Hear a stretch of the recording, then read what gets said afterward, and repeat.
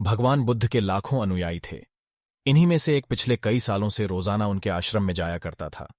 उनके प्रवचन सुना करता था, ध्यान लगाया करता और वापस चला जाता। यह सिलसिला ऐसा ही चलता रहा। मगर एक दिन यह अनुयायी आश्रम नहीं आया और उसके बाद उसने आश्रम में जाना ही छोड़ दिया। बाकी कई लोगों की तरह बुद्ध ने भी यह महसूस किया कि उसका नियमित आने वाला अनुयायी किसी वजह से अब आना बंद हो गया है। इस बात को कई दिन बीत गए। एक दिन बुद्ध अपनी भिक्षा मांगकर एक गांव के रास्ते से गुजर रहे थे। यह गांव दरअसल उसी अनुयायी का था जिसने अब आश्रम में आना छोड़ दिया था। बुद्ध उस अनुयायी के घर की तरफ चल दिए। जब उसके घर के पास पहुंचे तब वह अनुयायी अपने घर के आंगन में कुछ काम कर रहा था। बुद्ध को देखते ही वह उनके पास आया, उन्हें प्रणाम किया और उन्हें बैठने के लिए आंगन के चबूतरे पर चटाई बिछा दी।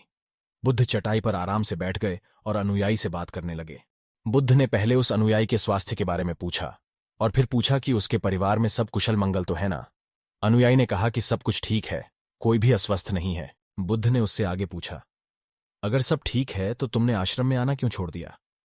अब अनुयायी ने थोड़ा सा शर्मिंदा होते हुए कहा, गुरुजी, मैं क्या करता, मेरे पास पहनने के लिए सिर्फ एक ही जोड़ी कपड़ा है और वह भी अब जगह जगह से फट चुका है, उसमें कई जगह छेद हो गए हैं। अब आप ही बताइए, ऐसी हालत में मैं इतने सारे लोगों के सामने कैसे आता?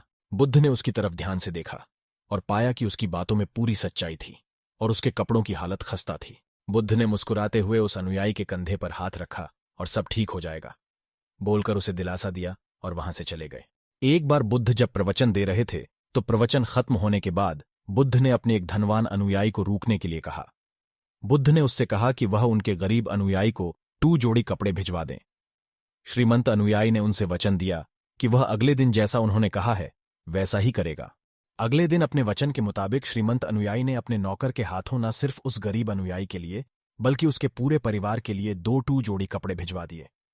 नए कपड़े पाकर गरीब अनुयायी और उसका पूरा परिवार बहुत खुश हो गया। अगले दिन से बुद्ध ने देखा कि वह अनुयायी फिर से आश्रम में आने लगा है।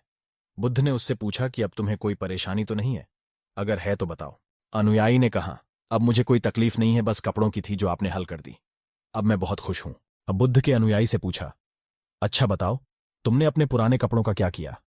अनुयायी ने कहा, हमारे ओढ़ने के कपड़े ओढ़ने लायक नहीं बचे थे, इसलिए मैंने अपने पुराने कपड़ों को उनकी जगह इस्तेमाल करना शुरू कर दिया। बुद्ध ने पूछा, फिर तुमने अपने ओढ़ने वाले कपड़े का क्या किया? मैंने उन्हें पर्दों की जगह इस्तेमाल करना शुरू कर दिया। अनुयायी ने कहा, उन पुराने पर्दों का क्या हुआ? बुद्ध फिर से पूछा, मैं उनके 4 टुकड़े करके चूल्हे से गर्म बर्तन उतारने के लिए इस्तेमाल करता हूं। अनुयायी बोला, पहले गर्म बर्तन पकड़ने के लिए इस्तेमाल करते थे, उन कपड़ों का क्या किया? बुद्ध ने फिर से पूछा, मैं अब उन्हें घर में पोछा लगाने के लिए इस्तेमाल करता हूं। अनुयायी ने जवाब दिया, पुराने पोछे का क्या किया वह भी बता दो। बुद्ध ने अगला सवाल पूछा, वह कपड़ा कुछ भी करने लायक बचा नहीं, इसलिए मैंने उसके तार तार अलग कर दिए और उनसे दिया की बाती बना ली। इन्हीं बत्तियों में से एक बाती आज इस आश्रम में भी मैंने जलाई है, उसी की रोशनी में हम बैठे हैं। भगवान बुद्ध अनुयायी के जवाबों से बहुत खुश हुए। उन्हें इस बात का काफी संतोष हुआ कि उनका अनुयायी किसी भी वस्तु को अच्छी तरह से इस्तेमाल करता है और हर वस्तु की कद्र करता है। दोस्तों, इस कहानी को उन लोगों तक जरूर पहुंचाए जो उन्हें आसानी से मोलने वाली वस्तुओं की कद्र नहीं करते और जरूरत से के ज्यादा लेते हैं, फिर बिना अच्छे से इस्तेमाल किए वेस्ट करते हैं या फेंक देते हैं।